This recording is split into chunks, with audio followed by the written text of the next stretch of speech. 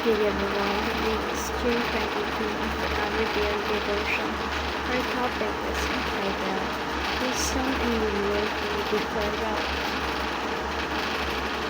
Our verse is 1 Timothy 6:17. As for the rich in the present age, change them not nor to set their hopes on the uncertainties of riches, but on God who richly provides us with everything in joy. Ang mayayaman sa material na bagay ay utusan mong huwag lumataas, at huwag umasa sa kayamanang lumilipas. Sa halip nasa sila sa Diyos, namsagan na magbibigay ng lahat ng mga bagay para sa aking kasiyahan. For our teaching, wealth is false security. Some people might think that having a lot of wealth will help you secure different aspects of life. But it is a false security because that security can easily be turned off without God. God alone is our security. He is our helper and our guidance. Therefore, we must depend on Him and therefore our security with us. He will provide the strongest one rather than security from the wealth.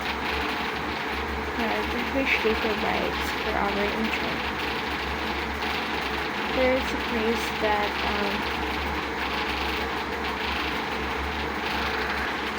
you don't need to be rich to be happy.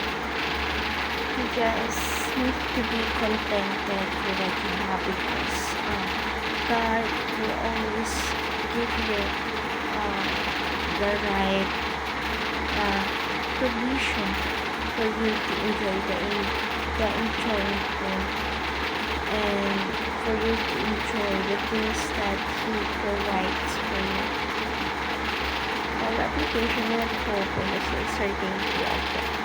You must not hope about having wealth or about getting the wealth if you don't really need those things because God will always provide or depends on our needs. As for wisdom and humility for people asking, let us need to ask for wisdom to clearly think how to use it, and humility to not overcome or step down those people and have pride. Thus God will richly provide for our enjoyment.